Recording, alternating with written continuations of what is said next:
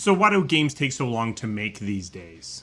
I'm going to be sticking to AAA because it's what I'm familiar with, and it's probably what you're most interested in. I'm going to break the different reasons into a few larger categories. The first category is that they actually don't take that long. And you might be thinking, what the hell am I talking about?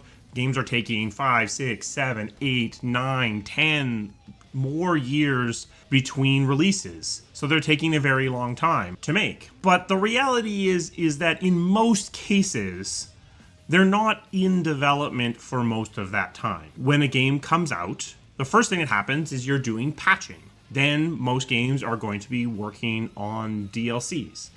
And it's only after that patching and that DLC is done that any work is really being put towards the sequel. In the case of live services, in some cases, the team isn't getting smaller after launch. It might actually even be getting bigger.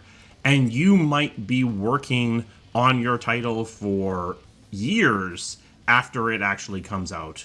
You might be dedicated to keeping this service running for a really long time before you even begin to broach the subject of a sequel or a follow-up game. But the reality is actually it's more than that.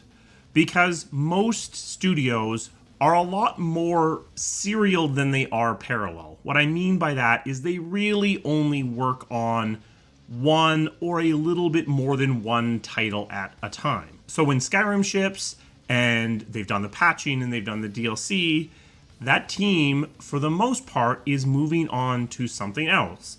It might be moving on to Fallout or Elder Scrolls Online or Starfield. Very few people are actually staying on the sequel to that game that just released. In the case of Bethesda, the key leadership is moving on and is spending very little of their attention on that sequel. There might be a small, nascent seed of a team, but really there isn't any work being done for quite a long time. And studios can actually be kind of misleading on this front, because they'll say things like, we've started work on Elder Scrolls 6. Or they might even release a trailer for the game, even though the current team size is under 10 people. So they're giving the impression that this is parallel development, that the team is working on this game, when in fact, it's a few people having a few meetings and not much is being done. One thing that's worth mentioning is that sometimes there are reasons why a game might announce itself, even if it's very early in development or not even really started. There might be reasons why it's important for the studio or the publisher to have that game in the public consciousness. It might be because the publisher feels like its slate is a little weak and it just wants people to remember that it still has some important games in its back pocket.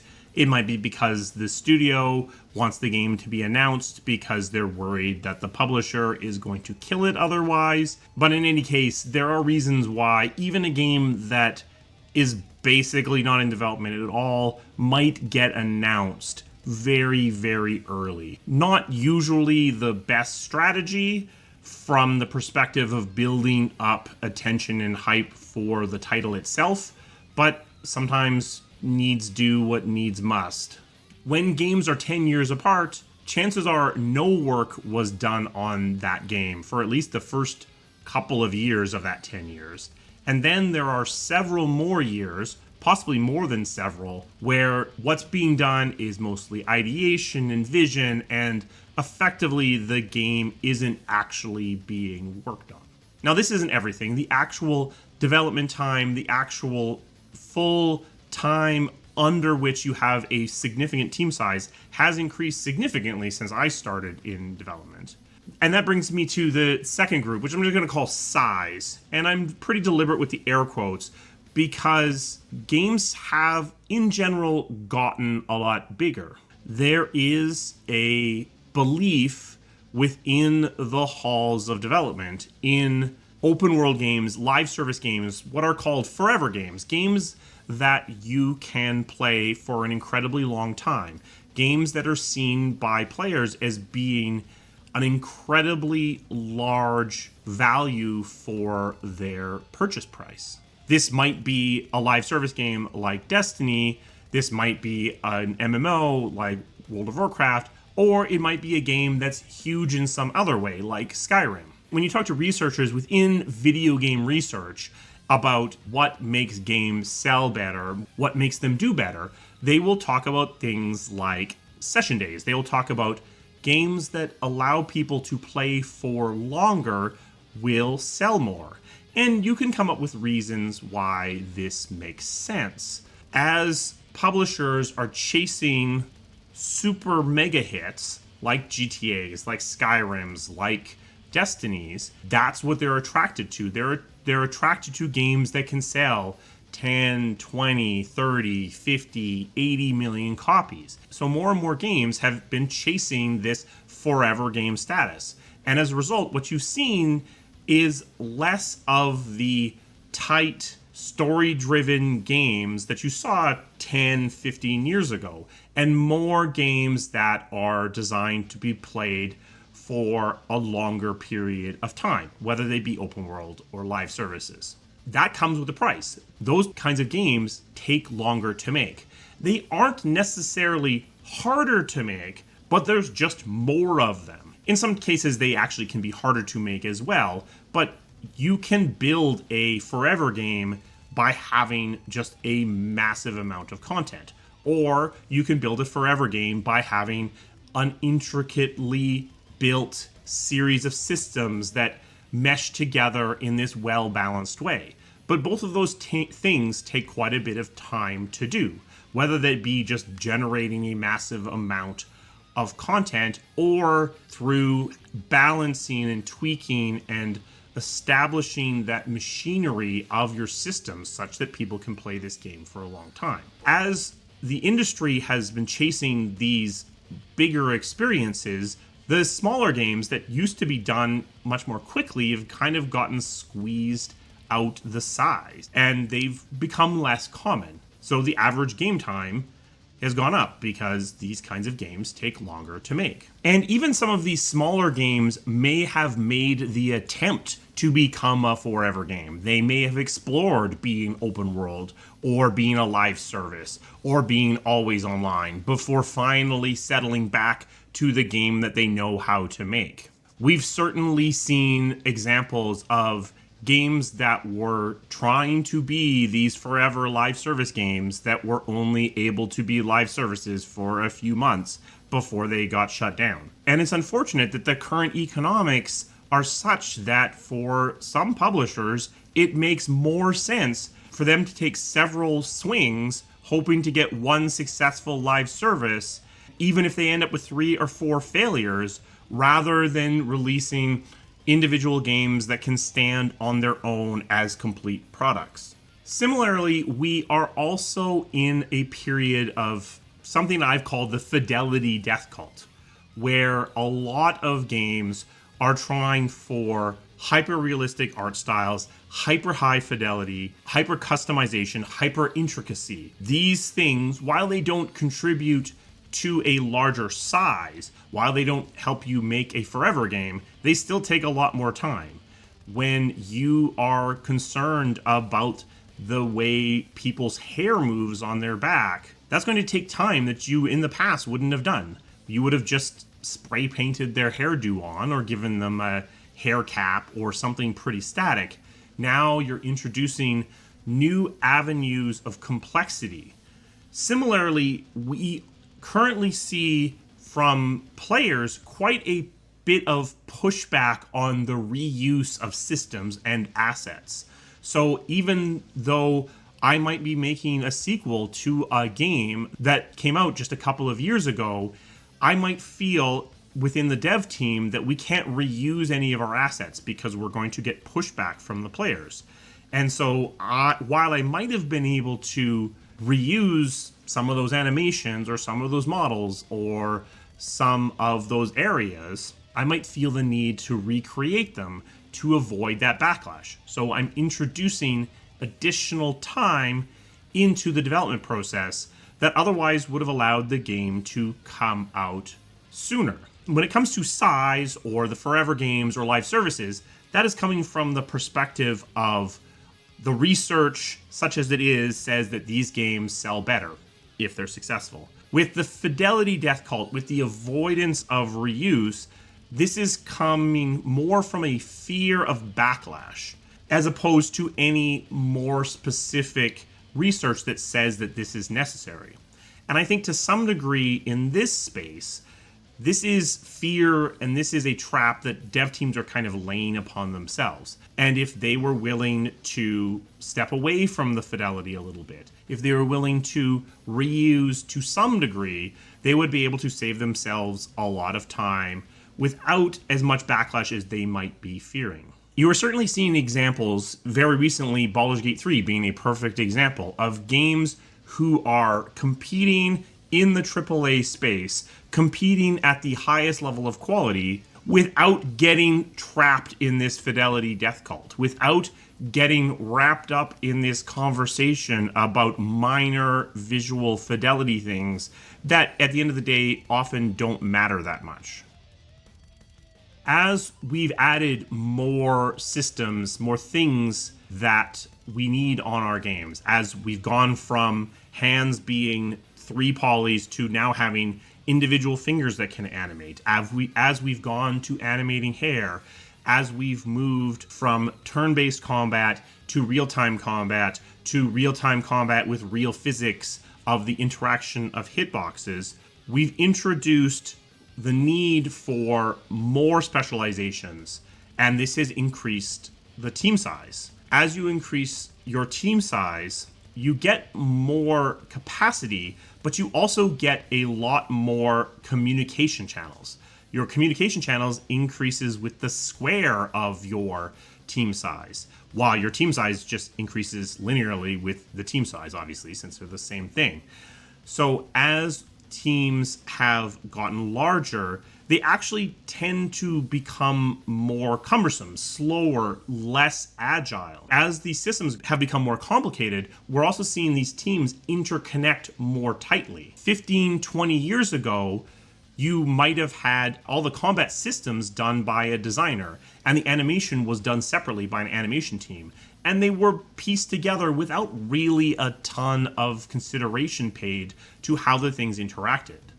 These days, the animation and the gameplay balance and the hit reacts and the VFX are all intricately tied together, meaning that you need those communication channels in order to have things work and look properly. This plays back into that increase in fidelity. As you're expecting more from the systems, things have gotten more complicated. And as things have gotten more complicated, you've added more communication channels that are necessary to make things work, which has slowed things down. Because it often takes a long time for a game to start ramping back up into production, into having a larger team, one of the other things you see that affects the teams is that often the team will ramp down and people will be moved onto other projects, onto other studios, let go from the company completely.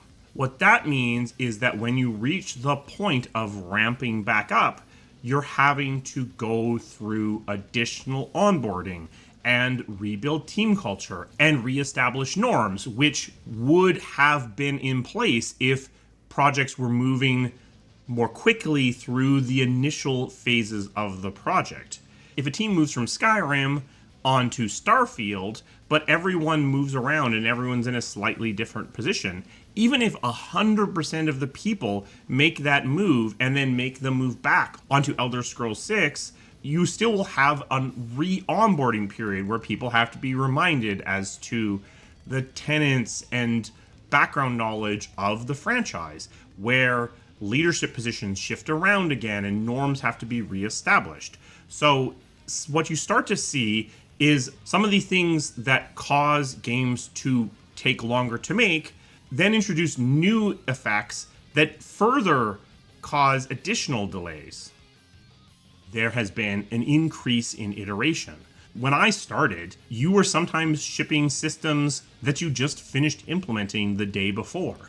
That's incredibly rare now because there is an expectation of interconnectivity, of balance. So you make a system, then you test it and balance it and iterate on it and try different things to try to reach the best system that you can possibly arrive at. Something that exasperates this is that publishers are quite risk averse, so they want external validations of the systems that exist. But of course, if you ask for external validation on a system, you're going to get feedback, and that feedback is going to cause iteration, and that's going to cause things to take longer again. In the early 2000s, a lot of times you were shipping your prototype or the second iteration on something. Now you are often doing 10, 30, 60, hundreds of iterations on things. Each of those iterations, even if the iterations are quite small, add additional complexity and slow things down. And because things are more interconnected, if you change the timing on an attack, that's going to change the animation and the VFX, and it's going to cause work that ripples down through the system. You see this sometimes being something of a blind spot for people who have been in development a long time, but their roles have changed. They may not be fully aware of the knock-on effects of some of the things they're doing, because what they're used to, what they dealt with 10, 15 years ago, was they could do whatever they wanted, and as long as their stuff worked, they didn't have to worry about it. Now, with things being so specialized, with there being so much more interconnectivity between different aspects of the team, you can cause work in very disparate parts of the team simply by changing something that you might feel is entirely within your realm. As we introduce these delays because of building forever games, because of chasing Fidelity, because of our large team that's very interconnected, because of iteration, we can get into this almost delay inception. Because as more time passes between when we last shipped a game in this franchise, new inputs are coming along that might change what is the expectation of our game, our genre. New technology might come along, and now we need to support ray tracing. Or a game might come out that redefines what a first-person shooter even is, and we need to go back to the drawing board in order to rejigger some of our features, because some of our features that were fine in 2015 aren't fine any longer in 2022. And we might get caught in this iteration loop where we are stuck because we're having to react to the genre changes, to the industry as a whole, because of things that are coming along. Now, I think you can get trapped in this delay inception. I don't think that the right reaction in most cases is to react to the game that is currently coming out. But there are cases where a game is so influential, it makes such a big impact on a genre that it is almost a death sentence to continue with a feature past a certain point because the sea has changed to such a great degree.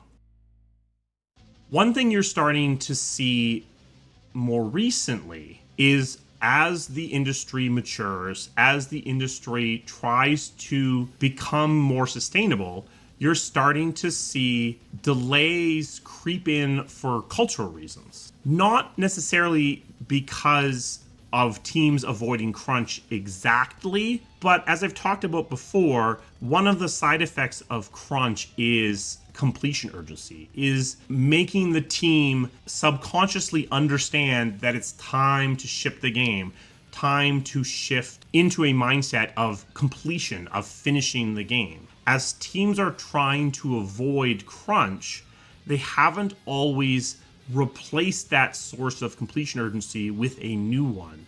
So what you do see in some teams now is they can get stuck in this mode of never quite getting on the footing of shipping, which can get them kind of stuck in the last part of a project.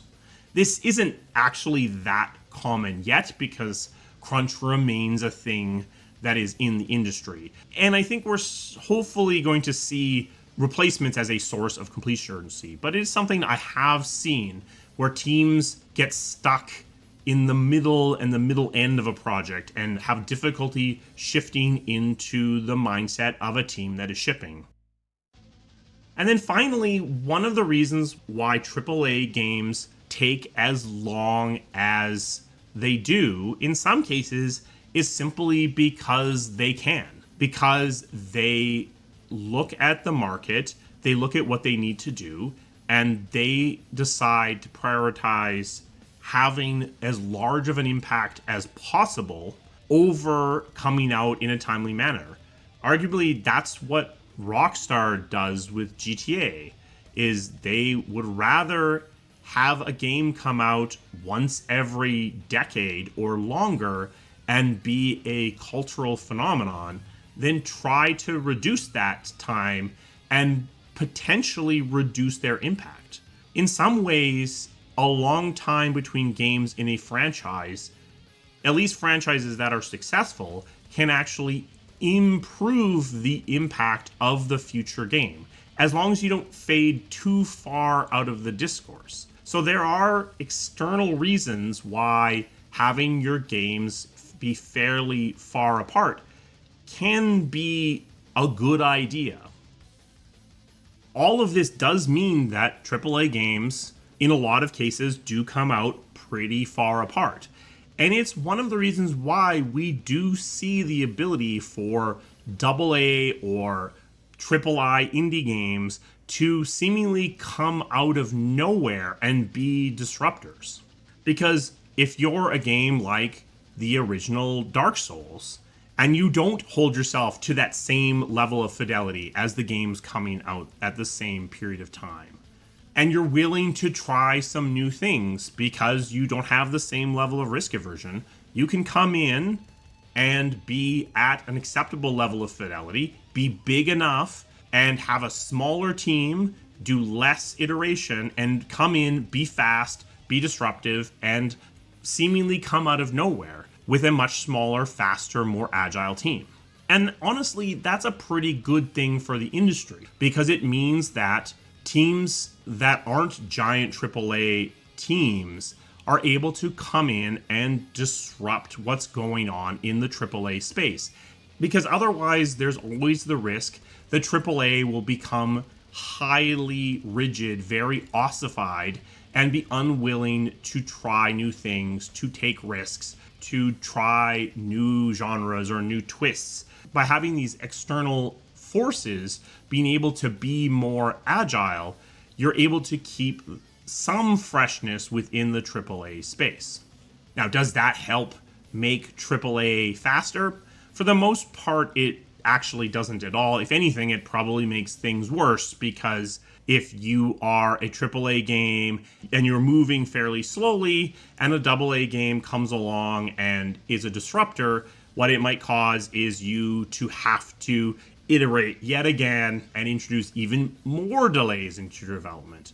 But it's good to see smaller, faster, more agile teams show that some of these things about the Fidelity Death Cult, some of these things about forever games, or about endless iteration, aren't always necessary to be competitive in the discourse of what games in the highest quality space can be, need to be, and keep that conversation fresh and say that there is room for other things to exist in the space. So hopefully this makes sense, that there are lots of reasons why AAA games take a long time. Some of which make sense, some of which make sense if you sit in the C-suite, some of which honestly don't make a ton of sense, but are sort of built in at this point almost, due to expectations of the team, but also expectations from players that teams are scared of upsetting. Special thanks to my members.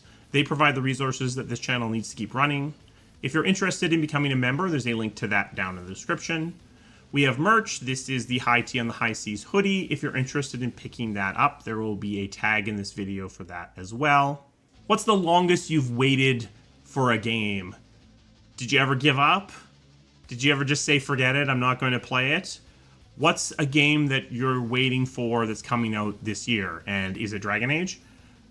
Let's talk about that down in the comments. I will see you again soon. Thank you.